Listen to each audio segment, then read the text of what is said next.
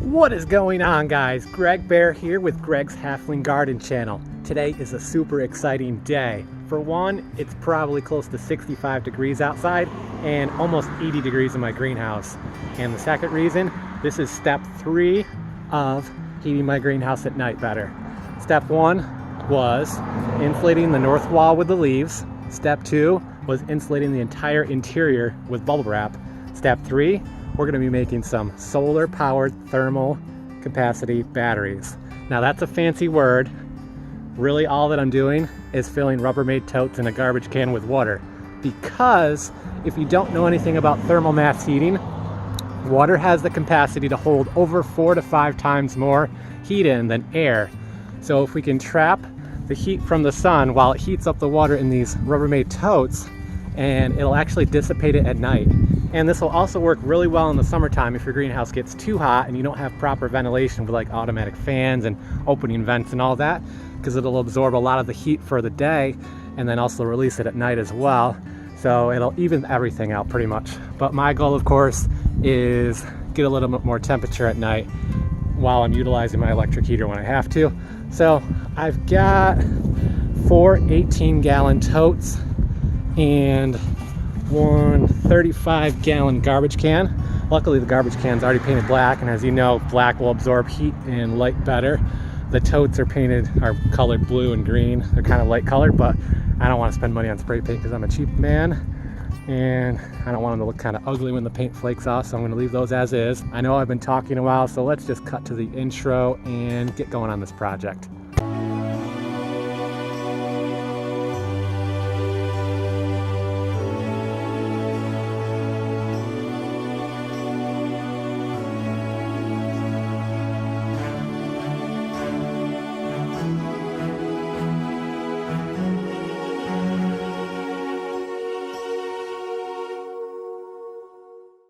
But before we get going on the project, how about some puppies? My dogs love being out in the sun, especially this time of year. Once it gets over to like 75 degrees, they get way too hot. So this is the perfect temp right now for them to just relax out here and sunbathe a little, get their achy little Shih Tzu bones warmed up. All right, well, they're happy pups. They're ready for me to start this project, and I am too. So let's go. First step, I already got my hose hooked up for the year. Turn on the old spigot. If you've got a Sam's Club membership, this is probably one of the best purchases ever made, the automatic hose reel. And if you wait till mid to late July, they clearance all their summer stuff out. And I think I got this for $19.99 from like 80 bucks. They also have, I think, the automatic, or the garden cart with the seat on it. They have a hose reel cart that's really nice. They have a lot of summer stuff they'll clearance off. I check there almost 3 or 4 times a week during that time of year for clearance stuff like that, and pays off. So, and this is probably the best water spigot I've ever had. I've gone through probably 10 water spigots since I bought this house. This is the only one that's lasted more than a year. I've ran this thing over with my tractor so many times and it doesn't budge. It has a lifetime warranty on it. It is so solidly built. I love this thing. I know it doesn't have the long wand, which is handy sometimes, but I was sick of those things breaking, so I just bought this. I think it was like 15 bucks. Definitely awesome purchase. Brand is Melnor. I got this from Home Depot right in the hose aisle. Definitely a good purchase. So just gonna take the old hose here and stretch it down to the greenhouse. Grab our totes. Put them in the greenhouse. I've been running into a problem today when I was stretching this out. Some of the hose is still frozen, so I've been letting it thaw out. I've been running the hose for a little while to try to get some warm water through it. There we go. It was just stuck a little bit. Definitely gonna pick up another one of these this year. Did have a couple reviews on the website where like the retraction will actually go bad eventually. So I expect it to not last another couple of years. I'm perfectly fine with paying another 20 bucks because I mean the hose is included too, so it's perfect. And it's a really lightweight hose. I know Sam's Club sells that 125-foot hose, which I actually bought when I bought my house. Very nice hose, super heavy duty, but it's heavy as heck, especially when it's cold out and the hose isn't like loosened up from the warmth of the sun. It is just annoying as heck to try to pull that thing around. So this hose is perfect.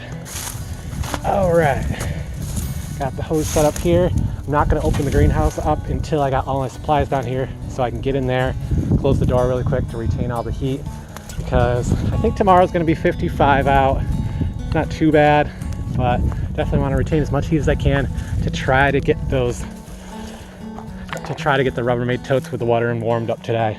What I want to do is I'm going to temp them as soon as I'm done filling them all up, and then I'll temp them say about 7 o'clock once the sun goes down to see if they actually warmed up at all, because the water coming out of this hose right now is probably 50 degrees. It's pretty cold. All right, let's grab those totes. Now, I've read a lot of articles about using this method for heating the greenhouse, and they suggest for my climate it's about 2 to 3 gallons per south-facing surface area, which my surface area would probably be, let's see, it's a 6 by 8 foot greenhouse with a 6 by 6 foot gable on the inside. I'm looking at, let's see, 5 feet by 6, 30, probably close to 70 square feet. So I'm looking at like 200 gallons of water. And I know this is nowhere near 200 gallons. We've got, let's see, 18, 72 gallons with the totes, and then another 30 gallons with that. So we're about halfway where we need to be, but it's better than nothing. And I didn't want to go and buy like another $50 garbage can that was like 50 gallons or so to finish this off. Sadly, I know Price Right, they sold 55 gallon drums for really cheap, like 40 bucks, but ours went out of business a couple months ago, so I didn't grab any of those, sadly. I wish I did now, but what can you do? All right, time warp to these totes being in the greenhouse. Well, sad news, I found out my garbage can actually has holes in the bottom of it. I must have left water in it over the winter and it cracked and froze and thawed out and stuff, so I can't use that, so I'm short that 35 gallons.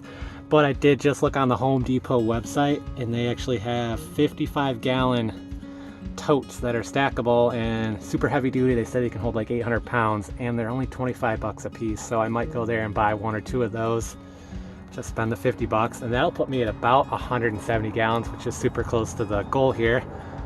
So I might try that, but for now I'm gonna fill these up and see how it goes. I don't know if you guys want to see a time lapse of water filling up in a tote. That sounds kind of boring. So let's just shoot to these all being done and filled up, okay? I've got all 4 totes filled now. This one's a little scary. Not the same size tote, so it is sitting more on the middle of the lid and there's not a lot of support on the side. So there's a chance this lid might collapse eventually, but for now I'm just gonna let it roll and see what happens. So now let's take our thermometer and get a reading on this water, and then we'll read it again at about 7 o'clock and see what we got. Ooh, that's some chilly water. Ooh, looking like about 46 degrees right there. And it is almost 3 o'clock right now. So 4 hours of straight sunshine later, and we'll see what the temps are. But for now, I'm gonna go to Home Depot and grab 2 more totes. They're actually gonna fit perfectly in here.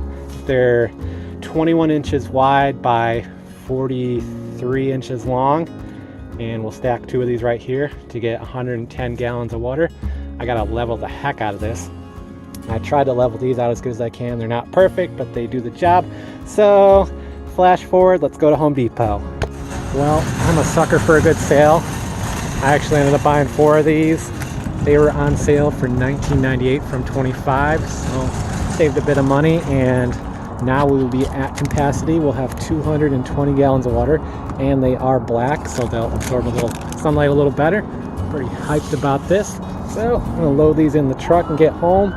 Who wants to see me drive home? Not me, so let's just flash to being home. Boom, we're back in the greenhouse from Home Depot.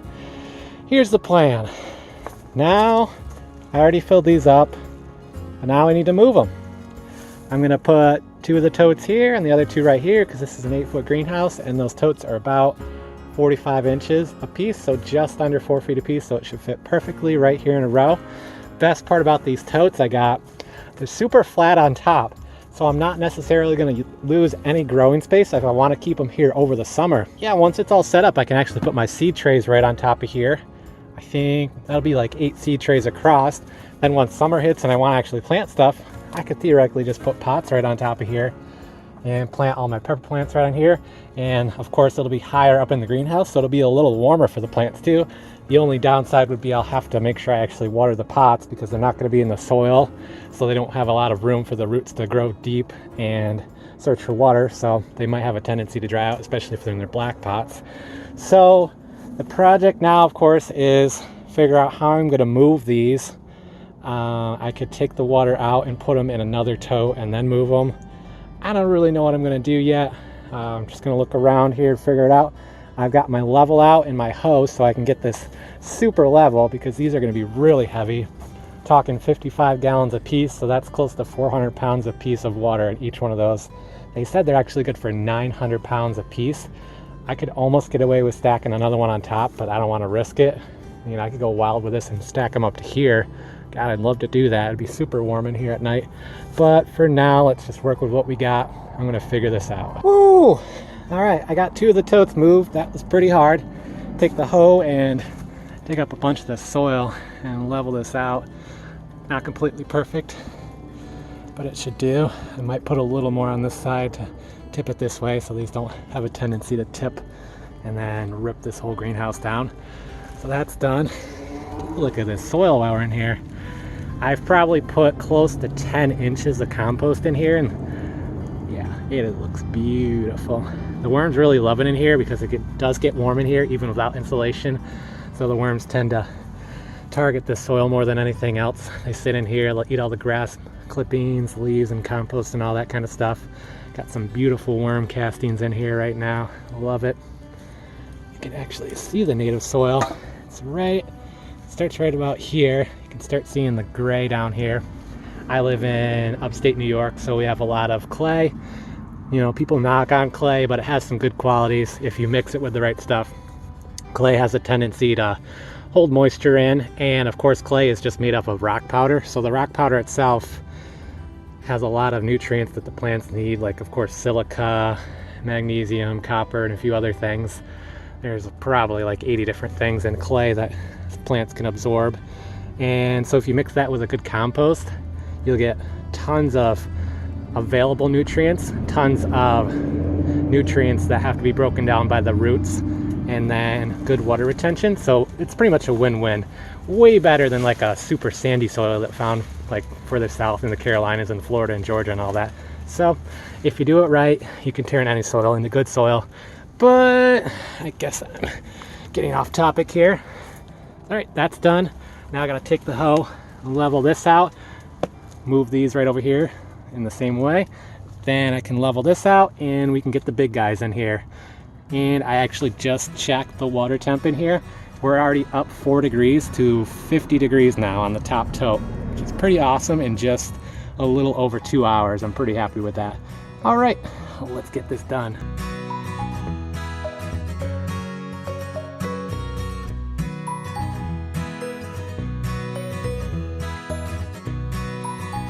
All the totes are moved now. Now we can start leveling this all out and throw the big totes in. Let's do it.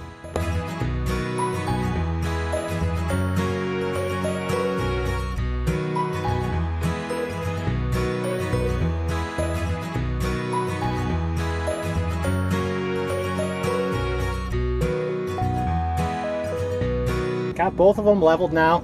I actually started filling this one up as I was leveling this one because it's going to take forever to fill up 200 gallons of water. So I wanted to get ahead of it. So we're good there. You know, I might actually take the water out of these to use to fill up these and then re-level these because they are tipping a little that way. After I moved them, I kind of messed up the soil a little because I was sliding it around. So I'll probably just redo these, get these filled up, get that all done, and this project will pretty much be done. Sadly, it's going on like 5 o'clock now, so we're not getting as much sunlight as we were, so probably not gonna be able to warm up the water in these for sure, because that's a lot of water to warm up. But luckily tomorrow's gonna be 55. I don't know how sunny it is. It said it might rain a little bit, so hopefully we'll see some good temps out of this in the next week or so. It's gonna be in the 40s now, no more 30s pretty much. You might see a little bit here and there, but temperature's starting to rise here. You know, it's mid-March now, so temps are going up. It's pretty awesome.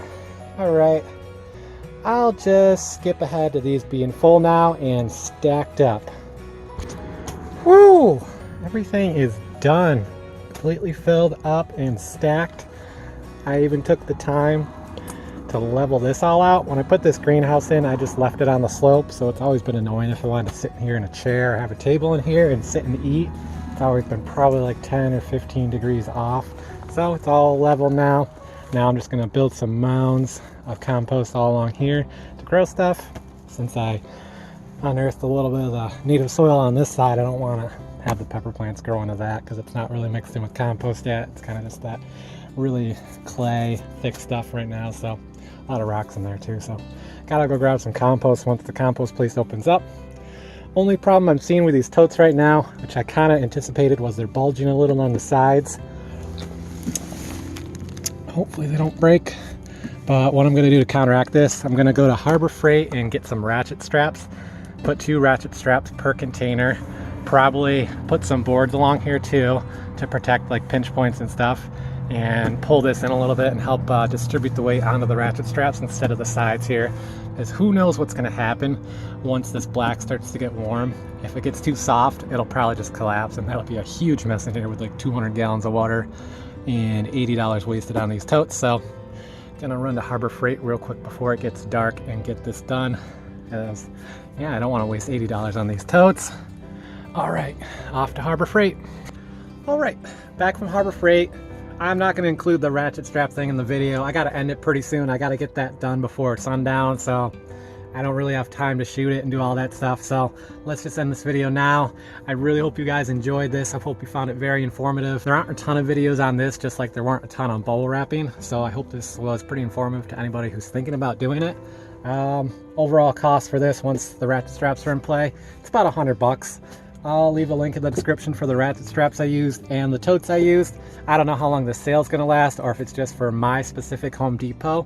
Like I said, they went from $25.98 to $19.98, I believe. So saved a little bit of money here. And I'm definitely gonna do some future videos on this to temp the water in this to see how it goes. I definitely expect a little bit of a temperature increase at night. If not, I'm out $100 and yeah, 200 gallons of water that I paid for. So I hope you found this video informative. Definitely subscribe to the Greg's Halfling family if you haven't already. Become one of my halflings. If you like this video, definitely give it a like.